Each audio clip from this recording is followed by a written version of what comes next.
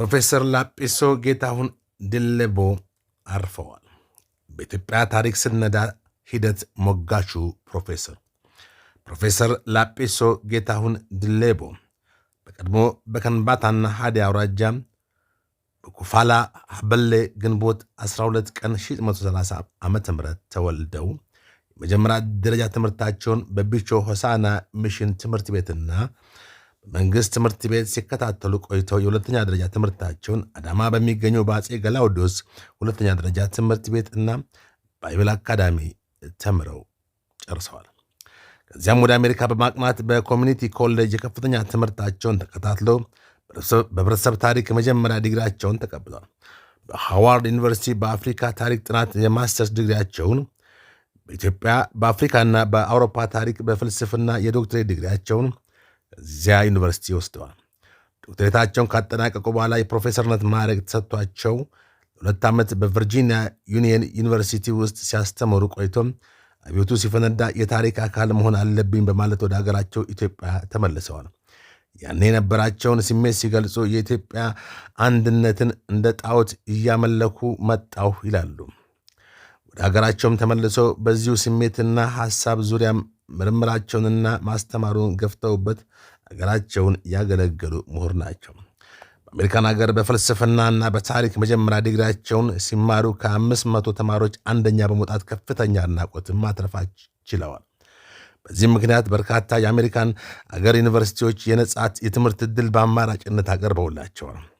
ፕሮፌሰር ላጲሶ ጌታሁን ድሌቦ ብዙ በተማሩበት ዘርፍ ባደረጉት ምርምር በርካታ የታሪክ መጽሐፍትን ያሳተሙ ሲሆን አበይት በሆኑ ሀገራዊ የታሪክ ክስተቶችም ላይ በኢትዮጵያ መገናኛ ብዙሃን ማለትም በሬዲዮና በቴሌቪዥን ላይ በመቅረብ ጠለቅ ያለ ትንተና በመስጠትም ይታወቃሉ።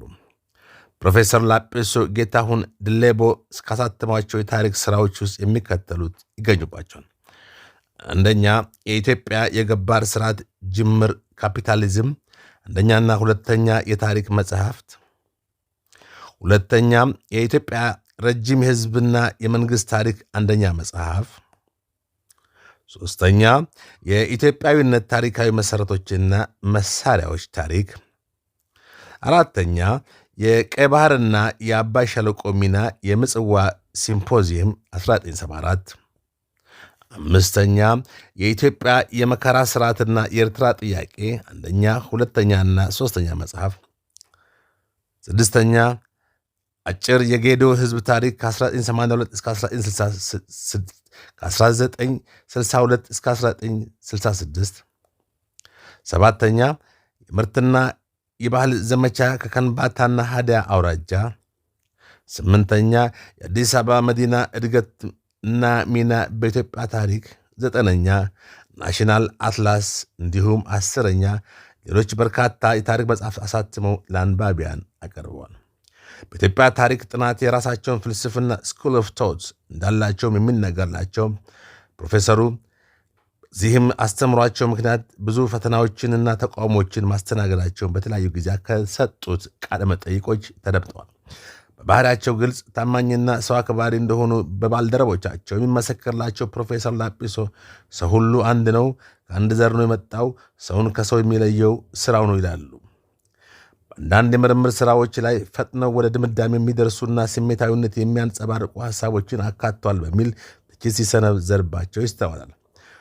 ኢትዮጵያ ታሪክ የሁሉ ካልሆነ የማንም አይሆንም የሚል መርህ እንዳላቸው የሚናገሩት ፕሮፌሰር ላጲሶ የአንዱን ብሔር ወይም ሃይማኖት ታሪክ ነጥለን ከዚያን አንጻር ብቻ የኢትዮጵያን ታሪክ የምንጽፈው እና የምንተነትን ከሆነ ትክክለኛውን የኢትዮጵያ ታሪክ ማወቅ እንደማይቻል ይናገራሉ።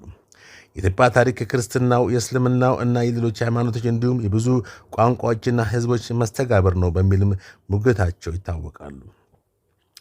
ባለትዳርና የሶስት ሴት ልጆች አባት የነበሩት 87 ዓመቱ የዕድሜ ባለጸጋ የታሪክ ተመራማሪው ፕሮፌሰር ላጲሶ ድሌቦ ባደረባቸው ምክንያት ከዚህ ዓለም በሞት ተለይተዋል።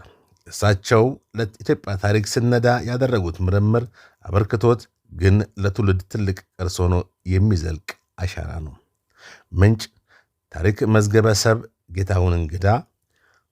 ኢትዮጵያ ደራሲያን ማህበር ለሚሊዮን የሚያሳትማቸው አጀንዳ እንዲሁም ከተለያዩ መገናኛ ብዙሃን ጋር ያደረጓቸው ቃለ